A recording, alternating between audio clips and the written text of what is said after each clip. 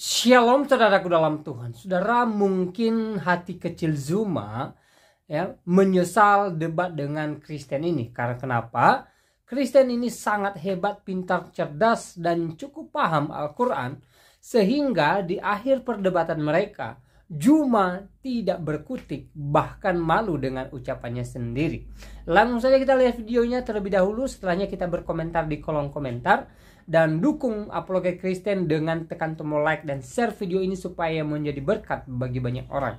Mari kita mulai, tekan tombol like sekarang juga dan kita lihat videonya. Maka ketika Allah itu adalah kudus, maka Yesus juga disebut kudus. Maka terbukti di dalam Alkitab kita tidak menemukan Yesus berdosa. Nah, itu yang bisa dijabarkan. Silakan. Ya, silakan dari pihak Muslim. Ya, jadi kudus itu dalam bahasa Arab itu suci, ya. Suci berarti tidak ternoda atau tidak cacat gitu. Sementara di dalam bahasa Ibrani, teman-teman praktis Yudaism menyebutnya dengan kados, ya, atau kudus, atau mereka mengartikan terpisah, tidak tercampur dengan yang lain. Itu adalah kados di dalam bahasa Ibrani.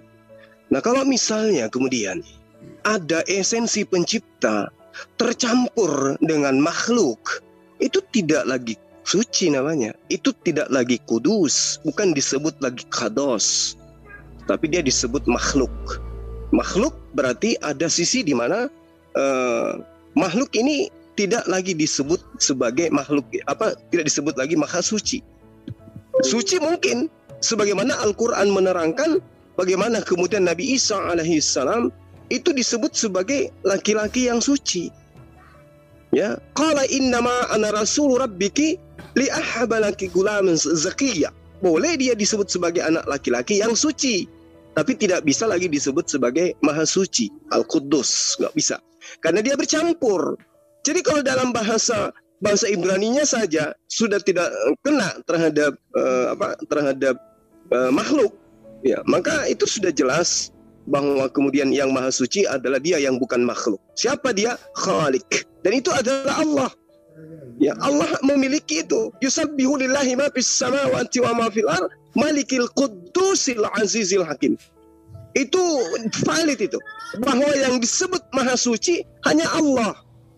Makhluknya boleh disebut suci, boleh. Layaknya Nabi Isa alaihissalam disebut suci, boleh. Tapi maha suci itu hanya pada esensi pencipta langit dan bumi, yaitu Sang Khalik, Allah Subhanahu wa Ta'ala. Makanya namanya digelari itu Subhanahu wa Ta'ala, maha suci, maha tinggi. Nah, ini yang ada di dalam pemahaman ajaran agama Islam. Sementara kedudukan nabi-nabi, mereka hanya sebagai utusan, mereka hanya manusia yang kemudian diberkati, diberi mukjizat kepada mereka. Tidak lebih dari itu. Karena itulah kemudian ketika tema kita membahas tentang Yesus, kita lihat bagaimana kemudian kitab mereka menyatakan Yesus itu hina. Ibrani 13 nomor 13. Karena itu marilah kita pergi kepadanya di luar perkemahan dan menanggung kehinaannya Yesus. Kisah para Rasul 8:33. Dalam kehinaannya Yesus berlangsunglah hukumannya. Siapa yang akan menceritakan asal usulnya? Sebab nyawanya diambil dari bumi. Ini kitabnya sendiri mengatakan bahwa Yesus itu hina. Jadi tidak ada maha suci di situ. Ya, jadi tema kita yang dipilih ini, entah siapa yang memilih, itu tidak cocok sebenarnya dibandingkan antara Allah penciptanya Yesus dengan Yesus, nggak cocok. Levelnya di sini harusnya Allah Subhanahu wa Ta'ala dengan Yod He Vav He. Kalau Nabi Isa alaihissalam atau Yesus itu cocoknya baginda Rasul Muhammad SAW. Tidak relevan ini antara Khalik dengan makhluk. Salah judul ini, salah tema. Demikian. Oke, silakan dari pihak Kristen. Islam dulu. Oh, Islam, silakan. Jadi benar apa yang dikatakan oleh Gurunda Zuma, bahwa yang dikatakan suci itu adalah kesempurnaan. Jadi tidak ada sekutu baginya, gitu ya. Makanya dalam Al-Quran, huwallahu alladzi la ilaha illa huwal malikul quddus salamul mu'minul muhaiminul azizul jabbar mutakabbir. Subhanallahi amma yusyrikun. Nah itu.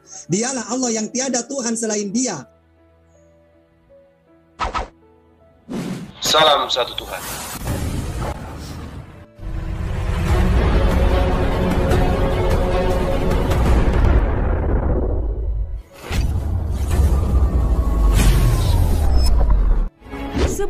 Kita lanjut. Jangan lupa like, subscribe, dan nyalakan loncengnya agar tidak ketinggalan info terbaru lainnya terkini. Semoga bermanfaat. Maha suci Allah dari hal seperti itu. Begitu juga ketika ada orang mentuhankan Nabi Isa dalam Al-Quran, mengatakan anak Allah gitu ya. Maka Al-Quran menjawab subhanahu. Maksudnya apa? Maha suci Allah dari mempunyai anak gitu. Ya, tidak ada sekutu bagi dia. Jadi kalau ada Tuhan ya menjelma jadi seperti dewa-dewa misalnya, itu bukan lagi subhana. Karena apa? Sama dengan makhluknya. Makanya kalau di kita dalam Bible juga ya, baik itu perjanjian lama itu ya banyak seperti itu. Ya, misalnya kita pakai Mazmur, tidak ada seperti engkau di antara para Allah ya Tuhan, dan tidak ada seperti apa yang kau buat. Gitu loh. Juga Allah bukanlah manusia. Maksudnya apa itu? Biar orang tahu bahwa Allah itu maha suci gitu loh. Tidak seperti makhluk. Nah, seperti itu kalau di dalam Islam tentang maha sucinya Allah gitu loh ya. Oke, silakan. Ya, silakan dari pihak Kristen. Ya, silakan Pak Herdi ditanggapi. Ya. Jadi gini ya, Bro. Bro Suma memaparkan sedikit tentang kekudusan ya. Contoh seperti ini di dalam Torah, Tuhan menyatakan ya Israel adalah umatnya ya. Jadi Tuhan mengatakan Israel adalah umatnya yang kudus.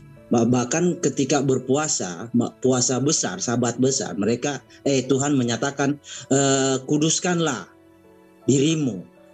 Nah, kata kudus itu memang agak mirip dengan arti kata suci, tapi kudus itu ada pembanding, sama suci juga ada pembanding. Maksudnya kudus dari apa, suci dari apa? Nah di sini kan Allah kudusnya dari mana, sucinya dari mana tidak diketahui, tapi dinarasikan kudus dan suci. Nah ini mungkin sesuatu yang keliru. Kayak gini ya, kudus Israel itu dikuduskan ya dari antara seluruh bangsa. Artinya Israel itu dikhususkan. Dikuduskan dalam hal apa? Hal makannya, hal minumnya, hal ritualnya. Itu kudus. Ya, jadi terpisah dari adat istiadat kebanyakan bangsa-bangsa. Seperti itu pemahamannya. Ya, jadi, nah kalau Allah dikatakan kudus, kudus dari apa? Pembandingnya apa? Sedangkan Allah tidak pernah dibuktikan, ya kan? Saya rasa ini prematur, bro. Nah, lalu suci, kesucian seperti apa? Ya, suci dari apa? Suci pembandingnya apa? Harus bisa. Nah, kalau sama seperti saya mengatakan saya jago main bola kayak gitu ya. Kan jago main bola atau saya jago tinju lah. Ada pembanding seperti itu, bro. Jadi Anda mau menarasikan sesuatu, Anda harus mengerti bahwa ketika Anda mengatakan Anda melebihi atau lebih dari itu, artinya ada pembanding seperti itu. Jadi kalau bisa dibuktikan Allah itu kalau sucinya dari apa, ya kan harus bisa, dan pembandingnya itu seumpama manusia. Nah artinya Allah juga bisa dinyatakan seperti itu. Contoh seperti tadi saya katakan kudus, Israel dikuduskan ya. Dikuduskan dari segala bangsa-bangsa. Nah, dipisahkan dari cara makannya, minumnya, ritualnya kayak begitu kan? Nah, seperti itu, bro. Jadi harus bisa membedakan dari apa dan dari apa gitu. Silakan, bro. Ya baik, saya setuju dengan apa yang dikatakan Pak Herdi. Saya sangat setuju bahwasan kekudusan Allah Subhanahu wa taala itu belum diuji ya. Karena Allah Subhanahu wa taala itu adalah goib. Goib itu maka manusia tidak bisa berinteraksi dengan Allah Subhanahu wa taala secara langsung. Artinya kekudusan Allah Subhanahu wa taala tidak dapat diuji oleh manusia. Tetapi ketika Tuhan, orang Kristen kami mengimani bahwa Tuhan kami adalah Maha Suci, ketika Dia menjadi manusia, maka ketika setelah menjadi manusia, kekudusan Dia itu dapat diuji. Maka terbukti di dalam Alkitab, kekudusan Yesus itu dikatakan bahwa Yesus tidak pernah berdosa dan teruji. Dan manusia sendiri yang mengimani Tuhan itu kudus, yang menguji kekudusan Yesus. Benar. Apa yang dikatakan Bro Herdi ini luar biasa. Saya katakan bahwa ya benar. Jikalau umat muslim mengklaim bahwa Allah Subhanahu wa taala ini Maha Suci, dengan apa kalian mengukur kesucian Allah Subhanahu wa taala, sedangkan Allah ini goib? Dengan apa caranya untuk mengukur? Tetapi kami sebagai orang Kristen 100% kami bisa menguji kesucian ataupun kemahasucian dalam diri Yesus. Berkaitan dengan Yesus disebut hina ataupun Yesus disebut terkutuk mati di kayu salib, umat Islam harus memahami dulu bahwasan orang Kristen mengimani Yesus itu mempunyai dua sisi. Sisi keilahian dan sisi kemanusiaannya. Jadi kalau memang dikatakan dalam konteks mati terkutuk di dalam kayu salib, itu bukan berarti Yesus itu mati terkutuk, tetapi orang yang mati di dalam kayu salib itu adalah mati terkutuk. Tetapi ketika setelah Yesus disalib, maka istilah orang yang mati terkutuk di kayu salib itu tidak lagi, tetapi diganti menjadi melambangkan bentar saya lupa. Lebih menggenapi Amsal 21:18. Ya benar ya, lebih menggenapi itu. Jadi kalau berkaitan dengan Maha Suci, maka saya katakan ya, Tuhan kami kesuciannya bisa diuji secara langsung. Tetapi Tuhan yang diimani orang umat Muslim ketika mengklaim bahwasan Dia Maha Suci, tetapi tidak bisa diuji secara langsung. Ya, itu yang bisa saya paparkan. Silakan. Ya, silakan dari pihak Muslim. Berarti itu hanya Kristen itu bisa diuji. Silakan dari pihak Muslim, Mas Juma atau Mas Tata. Oke. Jadi dikatakan Allah itu suci dari apa? Dari segala kehinaan, dari segala kenistaan, dari segala kekurangan.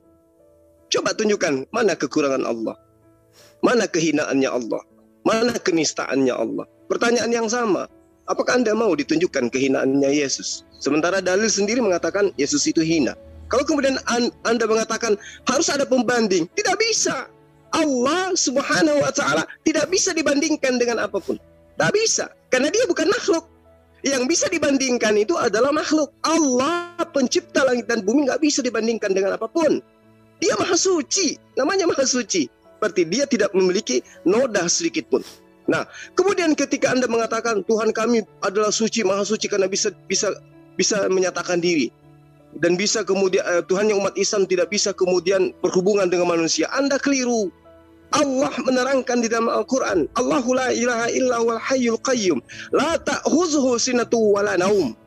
Jadi Allah Subhanahu wa Ta'ala itu adalah Dia yang terus menerus mengurus makhluknya. Dia tidak pernah istirahat, layaknya Tuhan di agama lain. Tuhan yang istirahat pada hari ke-7. Kalau Allah Subhanahu wa Ta'ala Dia mengurus makhluknya, ya, tanpa putus-putusnya Dia mengurus makhluk. Jadi yang membuat tangan Anda bergerak, bibir Anda bergerak, pita suara Anda mengeluarkan suara, Dialah Allah. Yang membuat mata Anda berkedip, yang membuat Anda merasakan apa yang Anda rasakan saat ini, Dialah Allah.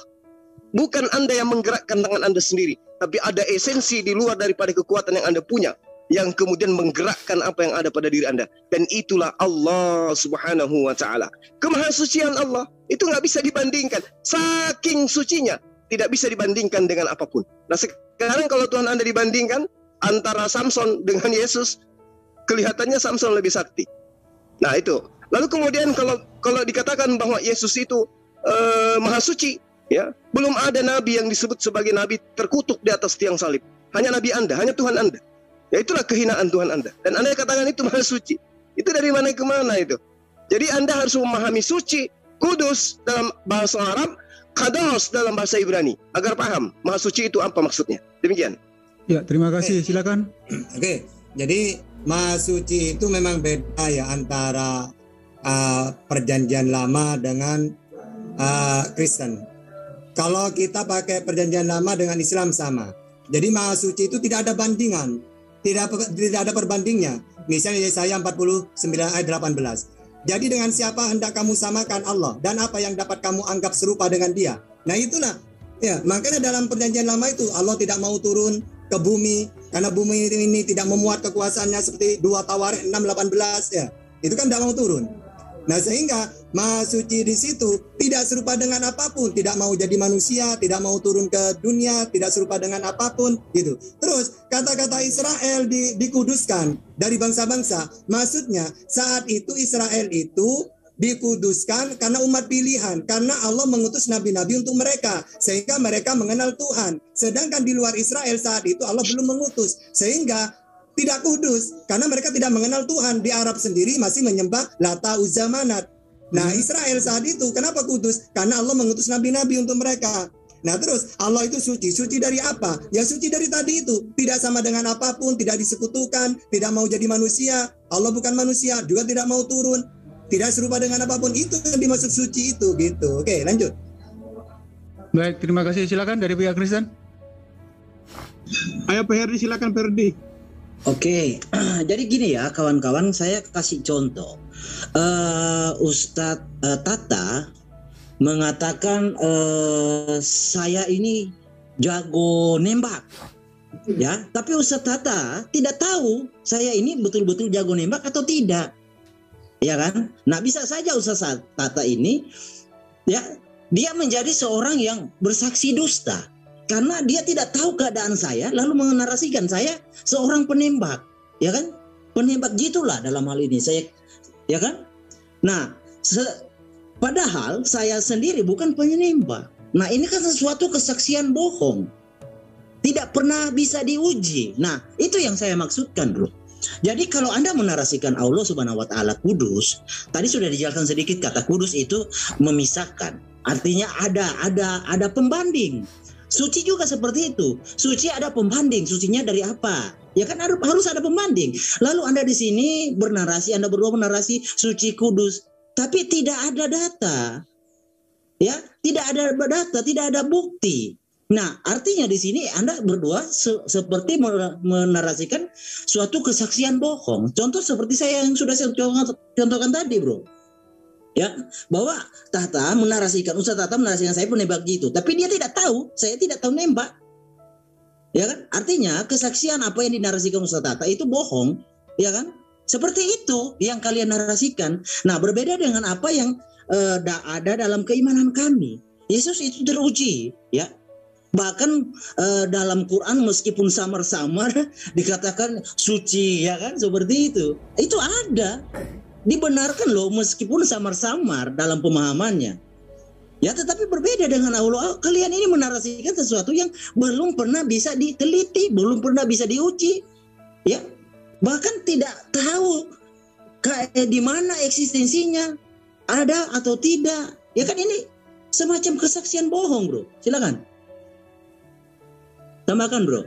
Ini bos. Ya, ini kalau saya mau mengatakan bahwasan analogi daripada Pak Herdi ini sangat luar biasa ya. Memang ini dapat dipahami secara akal dan logika manusia yang memang benar itu.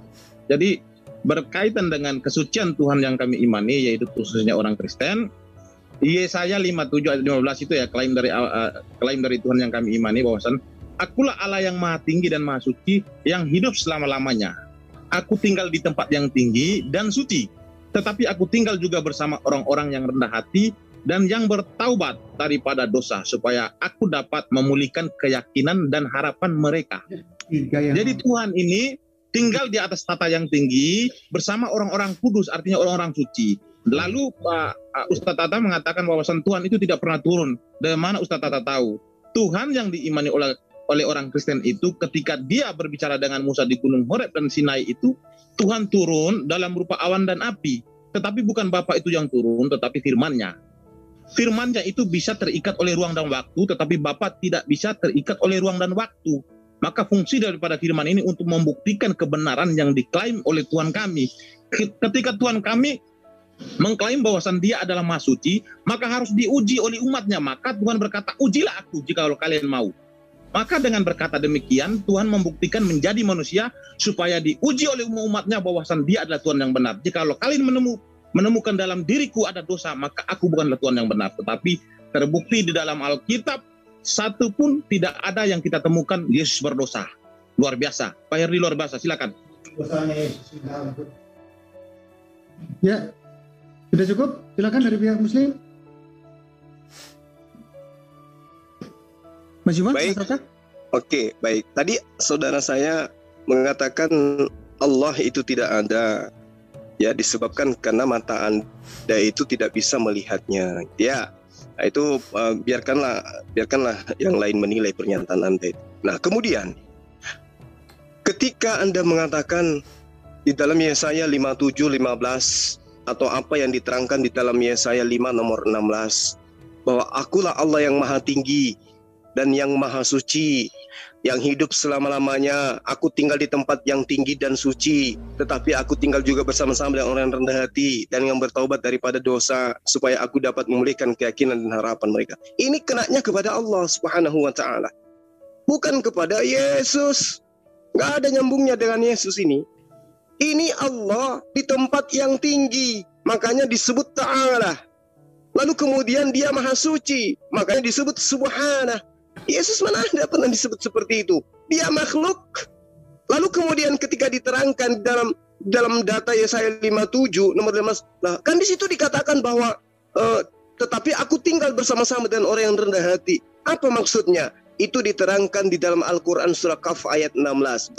Walaqad khalaqnal insana wa na'lamu ma tuwaswisu bihi nafsuh wa nahnu aqrabu ilaihi min hablil warid.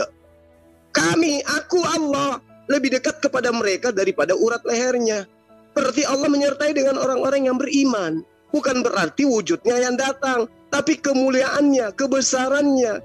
Itu yang dimaksud. Tetapi ketika Anda mengatakan itu adalah Yesus, nah disitulah kelihatan bahwa Tuhan Anda tidak maha suci. Kenapa? Dia bercampur dengan manusia, dia bercampur dengan tubuh manusia, dia bercampur dengan kehinaan. Sementara tadi saya sudah menyampaikan bahwa yang disebut Qados itu adalah tidak tercampur dengan yang lain. Nah, Tuhan Anda tercampur dengan makhluk bernama manusia. Berarti Tuhan Anda tidak maha suci. Atau Anda yang salah paham, ada manusia yang Anda kemudian anggap Tuhan. Itu yang benar. Jadi kalau misalnya Anda mengatakan bahwa di dalam kitab kami Allah itu maha tinggi, betul. Karena dia maha tinggi, maka dia tidak datang ke bumi. Karena dia maha suci, maka dia tidak hina. Lalu kemudian ada yang mengatakan Yesus itu tidak punya dosa. Dosa-dosa Yesus di dalam kitab Anda itu, entah itu betul atau tidak, itu terekam banyak kali di dalam kitab Anda. Nanti saya buktikan kalau Anda mau. Silakan. Adinda Tahta. Oke. Jadi gini ya. Jadi Bang Herdi selalu mengatakan dalil-dalil banyak, tapi itu kesaksian bohong. Seakan-akan kalau ingin membuktikan Tuhan itu harus terbukti misalnya turun seperti dewa-dewa. Makanya Yesus itu turun gitu. Nah justru kalau dalam Alkitab, baik dalam Al-Quran, yang dikatakan suci itu tidak seperti itu. Tidak sama dengan apapun. Ya, dan dua tawari itu kan tidak mau turun ke dunia. Karena maha suci. Kalau seperti Yesus suci apanya? Ajarannya bukan dari dirinya sendiri. Dia juga bisa mati. Dia juga bisa buang air besar, buang apa, semua seperti kita. Itu sudah tidak suci kalau dikatakan Tuhan. Karena tidak ada yang seperti aku di seluruh bumi ini. Ya, nah seperti itu. Nah terus Meme mengatakan bahwasanya turun seperti datang kepada Musa. Loh, dalam Al-Quran juga ada. Yang datang kepada Musa mendengarkan itu bukan turun Allah itu, tapi dia memperdengarkan suaranya melalui cahaya api. Bahkan kalau dalam perjanjian lama, yang datang itu bukan Tuhan, tapi malaikat. Gitu loh ya. Sehingga Tuhan itu memang di langit gitu loh. Makanya disebut ajaran samawi. Jadi kalau ingin membuktikan Tuhan, buktikan dengan apa yang disampaikan oleh para nabi. Bagaimana Musa memperkenalkan Tuhannya? Bagaimana Yesus memperkenalkan Tuhannya? Kamu tidak bisa melihatnya. Mendengar suaranya pun tidak bisa. Kalau diuji itu sebenarnya utusan. Misalnya Musa diuji, apakah benar utusannya Tuhan? Maka diberi mujizat, bisa membelah laut. Yesus juga benar di seorang nabi, seorang utusan. Uji dengan apa? Dengan mujizat. Bisa menyembuhkan orang buta, bahkan dia berdoa, bisa menghidupkan Lazarus. Nabi Muhammad diuji utusannya. Bisa apa mujizatnya? Dengan Al-Quran sastra luar biasa tidak bisa ditiru, membelah bulan dan banyak, keluar jari dari jari air. Itu menguji utusan. Kalau Tuhan tidak usah diuji, karena Tuhan itu samawi, ada di langit. Gitu ya. Oke, seperti itu. Silakan. Ya, terima kasih. Silakan dari pihak Kristen. Oke, tentang kudus. Jadi Bro Suma kayaknya blunder ya. Mengatakan kudus itu tidak bercampur. Kudus itu tidak sama bro. Kalau tidak bercampur, Allah kan ngomong berinteraksi dengan iblis. Di surah 15. Panjang lebar kan Allah itu bicara dengan iblis, bahkan dengan Adam. Bercampur tidak bercampur. Ya kan? Bahkan Adam dipercaya oleh umat Islam itu berdosanya di surga. Ya bisa dikata surganya versi Islam itu sumber dosa. Karena Adam diturunkan berdosanya dari surga diturunkan ke bumi. Membawa dosa ke bumi. Itu yang bisa dikatakan suci kudus. Saya rasa Terlalu prematur narasi Anda, bro. Jadi kudus itu bukan sesuatu yang bercampur seperti yang Anda pahami, bro. Kudus itu mengkuduskan atau menjadi sendiri. Artinya seperti Israel, saya contohkan tadi ya, bro. Israel itu adat istiadatnya tersendiri, ya. Makanya sunat itu memang khusus untuk Israel, ya. Lalu ritual-ritualnya yang lain, Yom Kippur itu memang khusus dikuduskan buat Tuhan Israel. Kayak gitu itu kudus, bro. Jadi kudus itu bukan tidak campur sana, bukan, ya. Lalu makanya Tuhan sangat sehingga menyebut Israel itu sebagai anak sulung. Dan Tuhan kan tegas menyatakan bahwa dia itu tidak dikenal oleh bangsa-bangsa lain. Firman-Nya tidak ada bangsa-bangsa lain, hanya Israel. Jadi tegas. Jadi ketika ada bangsa Arab datang mengatakan mengenal Tuhan, oke, kita uji seperti apa, ya. Jadi tadi kawan Tata juga ngomong bahwa saya punya, iya betul saya punya. Anda minta dalil apa, saya bawakan, ya. Jadi seperti ini, bro, saya kasih contoh ya. Saya mau share dulu sebentar. Halo, boleh saya share, bro? Ya, silakan. Jadi harus bisa bedakan. Kalau mengatakan Anda pribadi Anda mengatakan belum boleh. Kalau Anda mengatakan saya kuat, berarti Anda harus kuat dari siapa? Kan ada pembanding. Mengatakan suci tidak ada pembanding itu kayaknya gimana ya rasanya? Belum bisa, bro. Saya mau share data. Halo? Ya, silakan. Belum bisa? Oh, belum bisa ya, ntar ya. Ya, silakan. Langsung ditindas saja. Oke. Kayak gini ya, saya kasih contoh. Nanti setelah ini Quran. Ini hadis. Nah, kayak gini, bro Suma ya. Di sini ada seorang penduduk surga ya. Ini mau terjadi kapankah, nantikah, terserah. Yang penting terjadi, Allah berinteraksi ya di sini. Jadi ada seorang penduduk surga meminta izin Tuhannya untuk menanam, mau bertani di surga katanya. Allah berujar, bukankah engkau diperkenankan sekehendakmu? Orang tersebut menjawab, memang, namun aku ingin menanam. Orang itu kemudian bergegas menabur benih. Nah, dia menanam di surga, menabur benih di surga. Nah, ini yang Anda artikan dengan tidak dikhususkan atau begini, atau pemahaman kudus yang menurut Anda keliru, bro. Kudus yang Anda pahami itu salah. Kudus itu artinya tersendiri, bukan menyendiri di Goa Hira atau gimana, bukan seperti itu pemahamannya. Artinya tersendiri dari kebanyakan. Jadi lain, jadi sifatnya lain, adat istiadatnya lain, cara minumnya lain, cara makannya lain, menyembahnya lain, jualnya lain, kayak gitu. Itu kudus. Silakan, bro, saya tambahkan. Ya, berkaitan dengan kekudusan Yesus sudah saya katakan tadi, sudah teruji sekali ya, luar biasa ya.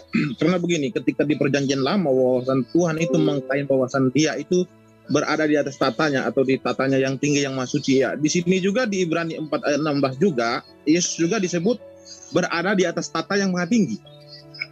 Jadi statusnya Bapa dengan Yesus itu sama. Nah, sumber-sumber kekudusan Yesus sudah pasti bersumber dari Bapa. Karena Bapa dan Yesus adalah satu, maka disebut Yesus adalah kudus. Berkaitan dengan Tuhan tidak turun ke bumi, ya itu menurut penafsiran Ustaz Tata. Tetapi penafsiran orang Kristen berbeda. Kami sebagai orang Kristen, ya memang menafsirkan bahwasan Tuhan itu, ya, Bapa itu tidak turun ke bumi, tetapi untuk melakukan karya keselamatan atau untuk berkomunikasi dengan ciptaannya itu, maka firman-Nya yang harus dia utus ke bumi untuk melakukan karyanya. Jadi jikalau Tuhan tidak turun ke bumi, lalu bagaimana untuk berkomunikasi dengan nabi-nabinya? Tidak mungkin Tuhan itu menciptakan manusia lalu dibiarkan begitu saja. Itu artinya sama saja seperti seorang induk ayam setelah menetes lalu meninggalkan anak ayam begitu saja. Tidak. Tapi Tuhan yang kami imani, ketika dia mengklaim bahwasan dia menciptakan alam semesta serta seluruh isi, salah satunya bagian adalah manusia, maka untuk berkomunikasi dengan manusia ini, dia harus membutuhkan firman-Nya. Tidak mungkin Tuhan menciptakan manusia lalu dibiarkan begitu saja. Maka firman-Nya inilah untuk melakukan kontribusi, untuk pembuktian kepada Sang Pencipta bahwasan dia itu benar-benar ada. Berbeda dengan Tuhan-Tuhan yang diimani oleh agama-agama yang lain. hanya mengklaim bahwasan Tuhan mereka Maha Suci, Maha Kudus, tetapi kan ini klaim, tidak bisa dibuktikan secara historis. Tetapi berkaitan dengan Tuhan kami, apa yang dijelaskan oleh saudara saya, siapa tadi, teman Kristen tadi, siapa namanya? Lupa saya, Herdi.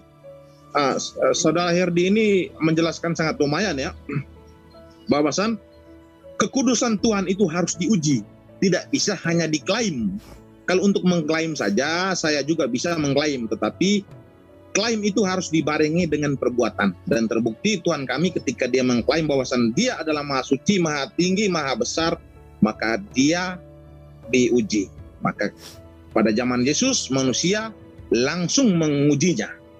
Maka Tuhan yang benar harus diuji secara langsung dan secara historis terbukti. Itu yang bisa saya paparkan. Silakan. Baik, terima kasih. Sekarang kita berpindah. Ya, itulah Tuhannya Kristen bisa diklaim dan bisa diuji. Silakan dari pihak Muslim, monggo. Mas Tata, Mas Juma? Ya, baik. Jadi beginilah ya cara dialognya kalau tidak memahami apa itu kados, apa itu kudus, apa itu suci, apa itu maha suci, nggak ngerti. Jadi semua asal dihantam saja. Yang dikatakan di dalam bahasa Ibrani, julukan yang diberikan kepada Sang Tuhan itu tidak tercampur dengan yang lain. Artinya kalau tidak tercampur dengan yang lain, bukan berarti definisinya Musa Allah dengan Adam sama-sama di jannah. Bukan kayak begitu maksudnya. Yang dimaksud di sini adalah hakikatnya, pribadinya yang tidak bercampur. Sementara yang Anda anggap maha suci itu Yesus, manusia, Pak. Ya, bercampur dengan apapun yang ada pada diri manusia, kotoran, ya, air kencing, air liur dan semuanya. Itu mana sucinya? Itu di mana kesuciannya?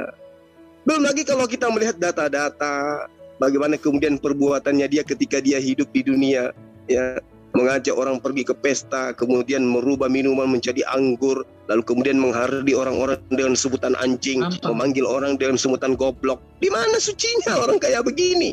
Dari segi manusianya saja, dari caranya hidup saja, itu sudah kelihatan tidak maha suci. Dari silsilahnya saja, dari keturunan yang melakukan persinan, udah kelihatan dia tidak maha suci. Dari segi dia, esensinya, hakikatnya sebagai manusia, sebagai makhluk saja, dia tidak suci. Lalu apanya yang suci Yesus itu coba? Apanya yang suci? Dari keturunan, dari silsilah sudah nggak suci. Kalau kita lihat dari Bible, perbuatannya sudah nggak suci, nggak mencerminkan sebagai orang sebagai esensi yang maha suci. Kemudian kehidupannya tidak kekal, pernah mengalami kematian, ternodai dia. Berarti maha suci yang mana yang dimaksud? Ya, kecuali kalau Anda berasumsi maha suci itu harus ada pembantu dan seterusnya, ya itu analogi yang Anda bangun kemudian karena tidak bisa menjabarkan kemahasucian Yesus itu yang mana. Kalau Islam sederhananya, Allah maha suci, tidak ada titik noda bagi dirinya. Anda sampai bingung untuk menunjukkan nodanya itu di mana. Hanya Anda mengatakan Allah itu tidak tegak karena dia maha suci. Tidak bisa dia digambarkan dengan rupa makhluk. Karena makhluk itu sesempurna apapun pasti tidak sampai pada level kemahasucian. Siapa yang hebat di dunia ini menurut Anda? Manusia, Yesus. Anda mengatakan dia maha suci. Apanya yang maha suci? Kalau kemudian mengambil keledainya orang tidak pamit, tidak minta izin. Maha sucinya di mana itu? Coba, ngatain orang di luar dari golongannya dengan sebutan anjing. Apanya yang maha suci yang kayak begitu? Gak ada itu. Ya, siapapun yang namanya makhluk pasti punya kehinaan, pasti punya titik celah. Nah, itulah Allah tidak memiliki hal itu. Allah tidak mensifati sifat yang seperti itu. Demikian. Saya tambah. Jadi kadang-kadang Herdi itu benar ya. Memang makna kudus itu tersendiri. Ini sama dengan perjanjian lama tentang menyifati Tuhan. Tidak ada yang seperti aku, tidak mau turun, tidak serupa dengan apapun. Kalau dalam Islam laisa kamitslihi syai'un, mukhallafatul lil hawadisi, qiyamuhu binafsihi. Nah, itu sama seperti perjanjian lama tentang Tuhan. Kalau sudah tidak tersendiri, maksudnya seperti dewa-dewa turun, ya, lalu dia berperang, membela rakyatnya, gitu. Orang-orang ini bukan ajaran samawi sudah. Nah, terus Tuhan kata Meme harus turun, ya, untuk komunikasi. Apa bedanya dengan dewa-dewa? Komunikasi dengan manusia. Nah, kalau Tuhannya Yesus enggak. Kata Yesus, Tuhannya ada di surga. Kalau ada 2 orang berdoa, maka doa akan dikabulkan oleh Bapakku di surga. Makanya kata Yesus, aku akan pergi kepada Bapakku dan Bapakmu, Allahku dan Allahmu. Sehingga memang sifatnya Tuhan seperti itu, seperti yang dikenalkan Musa, Yesus. Kamu tidak bisa melihatnya, mendengar suara pun tidak bisa. Apakah pernah orang saat itu minta bukti ke Yesus? Buktikan Yesus, kalau Tuhanmu itu ada, seharusnya dia bisa berkomunikasi seperti dewa-dewa sana, turun jadi manusia. Apakah pernah ada orang mengatakan seperti itu seperti kepada Yesus? Kalau ada, maka kata Yesus, kamu tidak bisa melihatnya, mendengar suaranya pun tidak bisa. Nah, itu Tuhan yang benar gitu deh ya. Oke, lanjut. Ya, terima kasih Mas Tata dan Mas Zuma. Ya, demikian tim Muslim telah menunjukkan bahwa Yesus tidak suci. Untuk selanjutnya silakan dari pihak Kristen untuk menunjukkan Yesus itu suci. Monggo, Pak Fadol, silakan. Jadi mungkin kita akan pahami apa itu kata suci. Jadi kata suci itu bro, bukan saya sudah cuci bersih tangan saya lalu pegang tanah jadi kotor itu sudah tidak suci. Jadi kata sucinya itu bukan berkaitan tentang itu. Kata suci itu berbicara tindakan, ya, tindakan apa yang dilakukan orang tersebut, ya. Lalu tentang perkataan, ya, itu, hati itu. Jadi kata suci menyangkut itu. Lalu tentang Yesus menyatakan keturunan ular beludak, ya, atau apa mengatakan dia Tuhan, hak dia yang menghakimi. Makanya di dalam iman kami, kemana apa bro? Oke. Jadi soal seperti yang bro kutip itu Yeremia. Oke, saya berterima kasih Anda mengatakan itu Yesus yang berkata di Yeremia 22 ya. Dia menghakimi adalah hak prerogatif Tuhan. Ya. Ingat, menghakimi adalah hak prerogatif Tuhan. Lalu tentang kesucian, lalu Anda mengatakan Yesus itu lahir dari keturunan pesina atau apalah, ya. Bukan tentang garisnya, tetapi tentang orangnya, bro. Bisa dipahami ya? Jadi orangnya. Lalu Anda mengatakan Yesus mencuri keledai, itu bukan mencuri. Kalau orang mencuri nggak minta izin, ya. Orang mencuri mah diam-diam aja, dia ambil diam-diam baik kan. Nggak perlu lapor. Ini ada, beritahukanlah Tuhan mau membutuhkan. Tuhan mau membutuhkan. Itu ada sepengetahuan. Jadi bukanlah pencurian itu, bro. Lalu gini ya, Allah Subhanahu Wa Taala dari tadi saya tekankan kepada Anda berdua. Allah suci dari siapa? Dari apa? Kudus dari siapa? Dari apa? Harus punya takaran, ya kan? Nah, sedangkan di sini Allah saja tidak bisa Anda buktikan, ya. Tidak ada data yang bisa membuktikan Allah ada, lalu Anda menarasikan Allah itu kudus, menarasikan Allah itu suci. Bukankah Anda berdua sedang bersaksi dusta di sini? Tadi saya sudah kasih analogi, bro. Ya, saya sudah kasih analogi tentang saya yang dinarasikan oleh Tata sebagai penembak jitu. Tetapi sesungguhnya saya tidak seperti itu. Artinya Tata bersaksi dusta tentang saya. Oke, tentang sifat-sifat. Oke, kita buka kayak gini, bro. Saya mau share ya. Di dalam hadis ya. Gak apa-apa, nanti saya buka Quran. Dalam hadis Sahih ya, hadis Sahih Muslim 4936. Ya, tegas dikatakan di sini. Ya. Allah Muhammad bersabda, demi zat jiwaku di tangannya, seandainya kamu sekalian tidak berbuat dosa sama sekali, niscaya Allah akan memusnahkan kalian. Ini yang Anda katakan suci, ini yang Anda katakan kudus.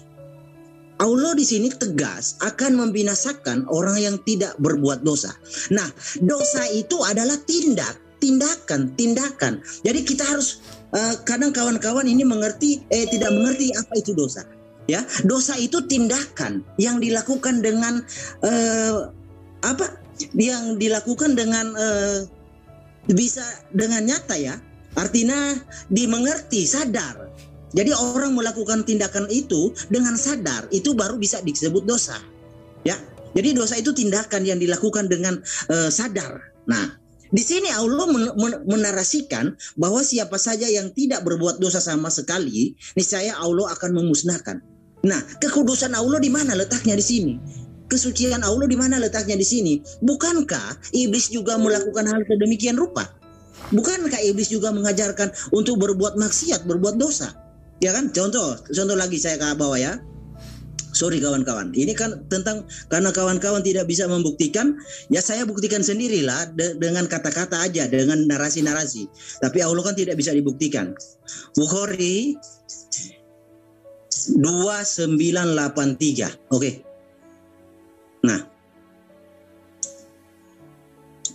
Nah, di sini ya. Di sini ya, Jibril berkata, kepadaku siapa yang meninggal dunia dari umatmu dengan tidak menyekutukan Allah dengan sesuatu apapun. Ini narasinya siapa yang meninggal dunia ya, pasti masuk surga dan tidak akan pernah masuk neraka. Beliau bertanya, sekalipun dia berzina dan mencuri? Jibril menjawab ya. Nah, di mana letak kekudusan Allah? Di mana letak kesucian Allah? Dosa mampir di surganya Allah. Mampir. Tadi saya sudah katakan di awal bahwa kalau kita membaca Quran, kalau umat muslim mempercayai Adam itu diturunkan dari surga, artinya surganya yang diimani kawan-kawan muslim adalah sumber dosa. Sebab Adam dari sana berdosa baru diturunkan ke bumi. Sekiranya Adam tidak dibuang ke bumi atau ditaruh di planet Mars lah, bumi tidak berdosa. Pasti itu menurut literatur kawan-kawan Islam, Quran maupun hadis. Silakan kawan tambahkan.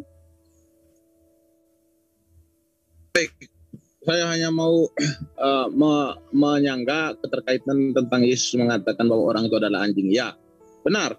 Yesus mengatakan bahwa orang itu adalah anjing dalam konteks apa? Dalam konteks orang yang tidak beriman. Sama ketika firman itu belum menjadi manusia di dalam perjanjian lama, Tuhan mengatakan orang yang di luar daripada bangsa Israel itu adalah goim, kafir. Kafir itu dengan anjing adalah sederajat. Sama juga ketika Tuhannya umat muslim mengatakan bangsa-bangsa yang tidak mengenal Allah Subhanahu wa taala, yang tidak menerima Allah Subhanahu wa taala dan Muhammad itu disebut kafir. Maka kafir itu sederajat dengan binatang. Lalu berkaitan dengan Yesus dituduh mencuri keledai. Artinya di situ Yesus berdosa. Tidak, saya katakan. Yesus di situ bukan mencuri, tetapi dalam konteks dia menyuruh muridnya untuk mengambil keledai. Apabila pemiliknya ada di situ, maka kamu katakan kepadanya bahwasan Tuhan membutuhkannya, nanti dia akan kembalikan. Artinya dalam konteks ini dia meminjam, bukan mencuri. Bukan berarti dalam konteks meminjam ini artinya kekudusan Yesus hilang. Oh tidak, bukan.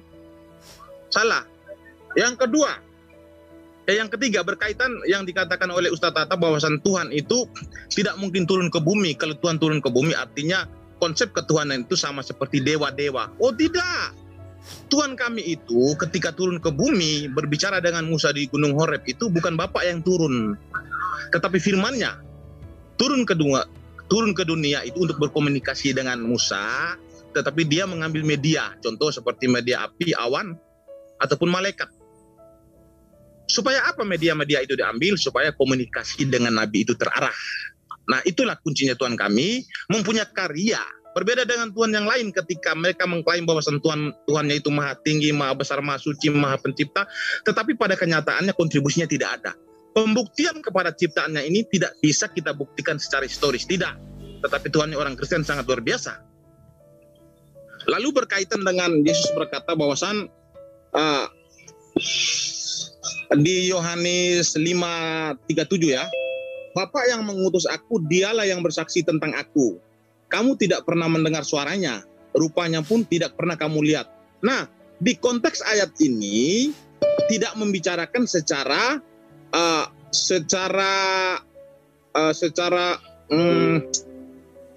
umum. Tetapi di sini konteksnya itu berbicara secara khusus. Kita baca selanjutnya. Kenapa Yesus mengatakan, Bapa yang mengutus aku, dialah yang bersaksi tentang aku, kamu tidak pernah mendengar suaranya. Rupanya pun tidak pernah kamu lihat. Nah, ayat selanjutnya kita baca. Dan firman-Nya tidak menetap di dalam dirimu, sebab kamu tidak percaya kepada Dia yang diutusnya. Jadi, jikalau orang yang tidak percaya kepada Yesus, maka jangankan suara Tuhan, rupanya pun tidak akan kamu lihat. Tetapi jikalau orang yang percaya kepada Yesus, maka orang tersebut akan mendapatkan penglihatan, ataupun mendengar suaranya. Dan terbukti ketika Yesus terangkat ke surga, Paulus adalah orang yang percaya, maka ketika dia mau berjalan menuju ke Damsyik, maka Yesus datang dalam kemuliaannya. Dia menunjukkan kemuliaan kepada Paulus dengan berbicara, Paulus, Paulus, akulah Yesus yang engkau aniaya itu. Maka di sini terbukti bahwasan orang yang bisa mendengar suara Tuhan hanyalah orang yang percaya. Tetapi orang yang tidak percaya, mereka tidak akan pernah mendengar suara Tuhan. Itu yang bisa saya paparkan. Mungkin ini yang terakhir, karena saya mau keluar. Terima kasih buat Bang Jul, Ustadz Tata, terutama kepada saudara saya, siapa tadi? Lupa saya ini. Tata. Herdi, Mas Herdi. Saudara saya Pak Herdi, luar biasa Anda. Saya senang nanti besok kita boleh join lagi. Dan juga kepada moderator luar biasa. Terima kasih semua. Saya izin terima kasih Mas Miming. Demikian ya teman-teman, dari pihak Kristen telah mempertahankan bahwa Yesus itu suci dengan berbagai argumen. Sekarang waktu dari pihak Muslim untuk mengcounter ataupun menegaskan bahwa Yesus tidak suci. Silakan Ustadz Tata ataupun Ustadz Juma, monggo tafadhol. Oke, baik. Jadi sayang sekali ya bahwa bumbu-bumbu yang kemudian disampaikan oleh dua narasumber ini itu tidak berdata, tidak berdalil. Ya, dia mengambil maha suci. Dalam bahasa Ibrani kados, bahasa Arab kudus, di mana ini dimaksud adalah tidak bercampur, tidak tercampur dengan adanya sesuatu yang memiliki kehinaan, memiliki kelemahan. Nah, itulah Allah menyebut dirinya Al-Malikul Quddus, Maharaja yang Maha Suci. Nah, sekarang mana dalilnya? Yesus Maha Suci di mana? Dalilnya itu di mana dalilnya? Di Bible, Perjanjian Lama, Perjanjian Baru, atau di mana dalilnya? Nggak ada dalilnya. Yesus disebut guru yang baik saja, Yesus menolak. Kenapa? Karena hanya ada satu yang baik, yaitu Dia yang Maha Suci, yang mengutus Yesus, Al-Malikul Quddus. Nah, kalau tidak ada dalilnya kemudian bahwa Yesus itu Maha Suci, berarti apa yang kemudian mereka pertontonkan ini beberapa menit? Ya hanya asumsi saja. Tidak ada pernyataan Yesus dia Maha Suci, tapi dianggap Maha Suci. Itulah tadi pagi saya katakan di grupnya teman Kristen bahwa itulah hebatnya Kristen. Membuat sebuah konsep, membuat sebuah aturan yang tidak tertulis. Kalau orang Yahudi ada konsep tertulisnya, tapi dia tidak jalankan. Kalau Kristen tidak ada konsep tertulisnya, tapi dia nyatakan gitu. Kebalik, tapi kalau Islam tertulis dan dilaksanakan. Ketika Allah diterangkan Al-Malikul Quddus, maka coba tunjukkan ke sisi kehinaannya itu di mana coba. Pada hakikatnya dia ada tidak titik celah terhadap pribadinya Allah, hakikatnya Allah? Tidak ada yang bisa menunjukkan. Seperti misalnya, oh Tuhanmu tidur, Tuhanmu ketakutan, Tuhanmu kelaparan, Tuhanmu dibunuh. Ada enggak terhadap Allah seperti itu? Tidak ada. Nah, bagaimana dengan sembahan-sembahan yang lain? Ada yang tertidur, ada yang kelaparan, ada yang mengutuk tumbuh-tumbuhan, pohon ara, ada yang mati dibunuh manusia. Jadi maha sucinya di mana? Enggak ada. Makanya tidak pernah dikatakan Yesus itu sebagai kudus. Enggak pernah. Dia hanya disebut sebagai Mesias, Nabi yang diutus kepada Bani Israel. Demikian. Baik, silakan Mas Tata. Oke, saya meluruskan hadis-hadis tadi ya. Jadi gini, Allah membinasakan orang-orang yang berdosa. Maksudnya itu mengganti. Karena gini, Allah itu mempunyai sifat Ghafur, pemaaf. Maka pemaaf di sini bahwasanya ada surga, ada neraka, ada penghuninya. Surga bagi orang-orang yang taat kepada Allah. Neraka bagi pendosa. Andaikan dunia diisi dengan orang-orang yang taat, maka oleh Allah akan diganti. Yang mana manusia ini ada yang berdosa, ada yang baik. Gitu loh. Karena kalau semuanya baik, maka neraka akan kosong. Itu maksudnya gitu. Sehingga sunnatullah bahwa dunia ini tempatnya orang-orang yang beriman dan yang kafir. Dua-duanya ada tempatnya. Yang beriman ke surga, yang kafir ke neraka. Yang kedua, la tusyrik billah. Maksudnya Allah akan apa? Akan memasukkan surga bagi orang yang tidak menyekutukan Allah. Maksudnya walau saroko, walau zina. Maksudnya apa? Surga itu punya kunci. Kuncinya adalah la ilaha illallah. tidak menyekutukan Allah. Sehingga orang yang mentuhankan Allah, walaupun dia banyak dosa kayak apapun, dia mempunyai kunci surga. Makanya semua dalam Bible, perjanjian lama, perjanjian baru, hidup yang kekal itu adalah mentuhankan Allah. Sehingga dalam hadis itu, orang yang mentuhankan la ilaha illallah, tidak menyekutukan, pasti dia mempunyai kunci surga. Itu maksudnya hadis itu. Ya, karena saya punya hadis itu tebalnya hampir 1 meter lebih, bahkan 1 meter lebih. Jadi saya tahu syarahnya tiap-tiap hadis. Terus meme dia mengatakan Tuhan berkomunikasi, buktinya ke Musa. Ingat, Tuhan tetap ada di langit.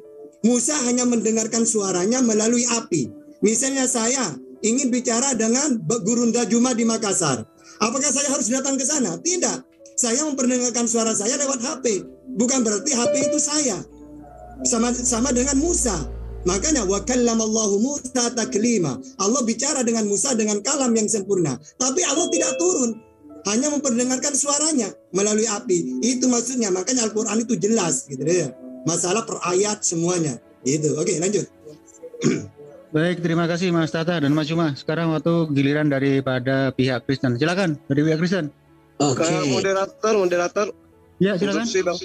Ya, karena Saudara Meme sudah tidak ada, biar Adinda Tahta yang berdua dengan ini. Saya nyimak. Boleh, siap. Ya, mulai dari sekarang antara Mas Tata dengan Herdi kita melanjutkan ya di sesi yang tinggal 13 menit sampai 11 menit untuk pihak Muslim dan Kristen. Silakan, Bro Herdi. Oke. Tadi Bro Suma meminta data di mana Yesus dinarasikan yang maha tinggi atau yang maha kudus ini, Bro. Ya, Lukas 1 ayat 32, ia akan menjadi besar dan akan disebut anak Allah yang maha tinggi. Ya. Lalu yang maha kudus di sini, Bro. Ya. Di sini dinarasikan sebab itu anak yang akan kau lahirkan itu akan disebut kudus, anak Allah, ya. Jadi Yesus itu kudus dan maha tinggi. Ya, teman yang lain tolong di-mute ya. Teman yang lain Islam cerdas bisa disiplin memute sendirinya. Jangan diganggu. Ya, silakan Dedi. Oke. Mungkin karena sudah berkurang ya, karena hanya Bro Tata. Di sini kan kita diskusi, Bro, dengan data ya. Artinya dengan data sekalipun itu kita juga pakai logika untuk memahami diskusi ini ya. Nah, saya harap Anda jangan menjadi seorang yang menjadi seorang saksi dusta ya. Dalam hal ini kita membuat suatu tema tentang kesucian dan kekudusan. Ya, saya kasih contoh seperti ini ya. Saya kasih contoh, nanti Anda jawab. Lia Eden menarasikan Tuhannya itu maha kuasa, maha kudus, maha suci. Lalu umat-umatnya percaya, oh iya, tanpa ada suatu penyataan kepada Lia Eden bahwa Tuhannya maha kudus. Apakah itu bisa diiyakan? Itu benar kesaksian Lia Eden? Nanti Anda jawab di waktu Anda ya. Nah, yang saya harap seperti itu, Bro. Saya bukannya mau minta Anda menghadirkan Allah Subhanahu wa Ta'ala di room sekarang ini, bukan. Karena di sini temanya adalah tema ini, mau tidak mau ini harus membandingkan. Karena kamu dikatakan berkuasa atas apa? Dari apa? Ya kayak gitu.